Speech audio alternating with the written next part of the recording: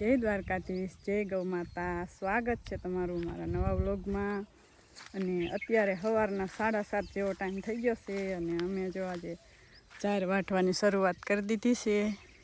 આપણે એક આઠડિયા વાટી લેવાની છે હવે, અને આમાં આપણે પછી કાંઈક ઉનાળુ વાવેતર કરવાનું વિચારીશી। તો જાનવીન પપ્પા કહેશે કે આપણે આમાં ચોળી વાવી તો કેવું રહેશે, તો હજી વિચારીશી શું વાવી અમે। અને આપણે જે નવા ઘઉં આવી ગયા એનું આપણે ગણપતિ દાદા માટે લાડુ બનાવવાના છે। જો આપણે વડ નીચે પડી ઠેલ્યું ઘઉંની, એના આપણે ગણપતિના લાડુ બનાવવાના છે। દરેક ખેડૂત જે નવું અનાજ ઘરમાં આવે ત્યારે ભગવાનને પહેલાં પ્રસાદ રૂપે ધરાવતા હોય છે, તો અમારે પણ આજે લાડુ ધરાવવાના છે ગણપતિ દાદાના। અને અત્યારમાં પહેલાં જુવાર વાટ લઈ જાનવીન પપ્પા વાટે છે ને હું પણ આવી ગઈ છું વાટવા। જોઈને પાણી પણ પી લીધું અત્યારમાં ને વાટે છે, ને હવે મારે એ વાટવાનું છે। કેમ વટાય છે હારી? હા, વટાય ખરી જ ને વાટે તો હું વાટવા માંડું।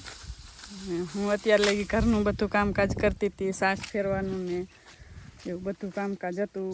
છોકરીઓને બધીને જમાડી અને હવે આવી ગઈ। તો હવે હું જાનવીન પપ્પા વાટવા માંડી। આજ તો વાદળા પણ એટલા થયા છે જાણે માવઠું આવવાનું હોય।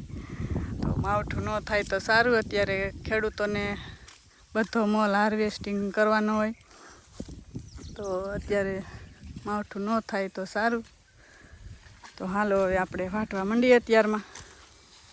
તો જો આપણે વાટવાનું બીજા હેરિયા વાટવાની શરૂઆત કરી દીધી ને એટલા પહોંચી ગયા છે, અને અત્યારમાં પવન પણ સારો છે અને કામ કરવાની મજા આવે એવું છે। જો વાટી જાનવીન પપ્પાને કોકનો ફોન આવી ગયો।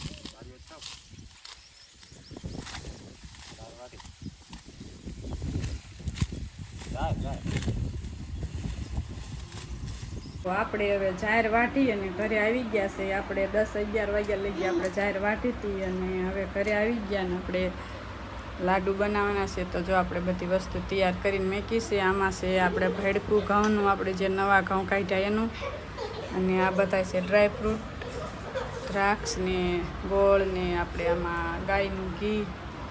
તો આપણે હવે બનાવવાના છે લાડુ ગણપતિ દાદાના।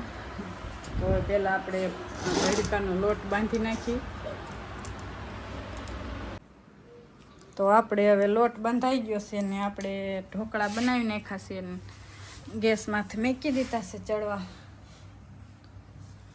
અને આપણે હવે 20થી 30 મિનિટ શેડવશું, પછી આપણે અને ભાંગી અને પછી આપણે લાડવા બનાવવાના થશે। તો આને ઢાંકી દઈએ હવે આપણે અને 30 મિનિટ સડવા દઈએ, પછી મસ્ત સડી જાય પછી આપણે ભાંગીને લાડવા બનાવવાના થશે। તો જો આપણે ઢોકળા બફાઈ ગયા છે અને આવી રીતે આપણે સાણીમાં ભાંગવાના છે, તો ઝીણો ભૂકો થઈ જાય અને પછી આપણે લાડવા બનાવવાના થાય। તો જો આપણે જાનવીન પપ્પા આવી ગયા તો ચા પીવા, તો એને ચા પાઈ દીધો અને આપણે ભાંગવાની શરૂઆત કરી દીધી છે। અમારે એક ચોકલું બેઠું છે કા મોક્ષુબેન ઉઠીને બેસી ગયા છે, અને હવે આપણે આવી રીતે ઢોકળા ભાંગી અને આ બીજા જો આપણે આમાં ઢાંકેલા જ રાખવાના, પછી ઠરી જાય તો હરખા ભાંગે નહીં, તો ગરમા ગરમ જ રાખવાના છે ને આવી રીતે ભાંગવાના। તો આપણે હવે જે ઢોકળા ભાંગવાના હતા એ બધા ભંગાઈ ગયા છે, અને જો આપણે આવું લાપસી જેવો છૂટો ભૂકો થઈ ગયો છે, અને આપણે આમાં જો ગાયનું ઘી અને ગોળ ગરમ કરવા મૂકી દીધા છે, અને જરૂર પડે તો આપણે બીજું ઘી પણ નાખશું ગાયનું। ગરમ થાય છે, આ ગરમ થઈ જાય પછી તે આપણે આ લાડવાનો ભૂકો નાખવાનો થશે।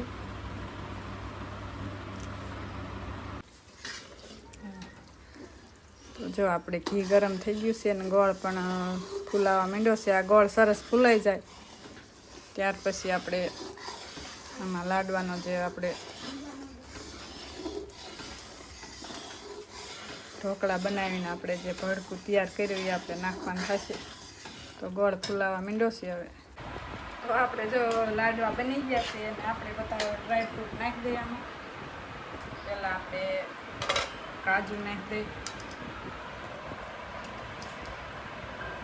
પછી આપણે રાખ નાખી દઈએ,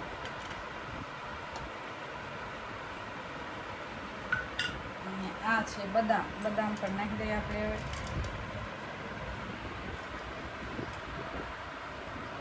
બની ગયા છે. હવે આને આપણે વાળવાના રહેશે. બધા મિક્સ ડ્રાયફ્રૂટ બધા મિક્સ કરી પછી વાળી લઈ.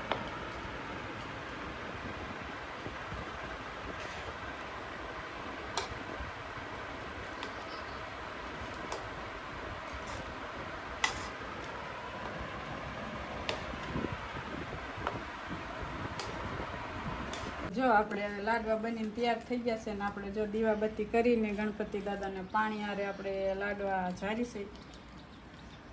અને હવે આ પ્રસાદી આપણે લેવાય.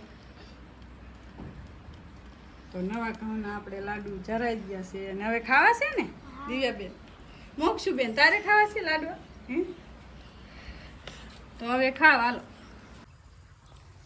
તો હવે સાંજના વાગી ગયા છે 6:30 ને આપણે બધું જો માલઢોરનું કામકાજ કરી નાખ્યું છે. રજકા વાટવાનું, માલ પાવાનું, અને આપણે કાંઈક મીઠાઈ બનાવીને આપણી નંદની ગાય બાકી રહી જાય એવું તો ન ચાલે. તો જો આપણે લાડવા બનાવ્યા હતા તો આપણી નંદનીને દેવાનો છે. હવે નંદની તને ભાવશે લાડવો? હાલે હાલ. નંદની ખાઈ ગઈ હો. મીઠો લાગ્યો તને? હે નંદુ,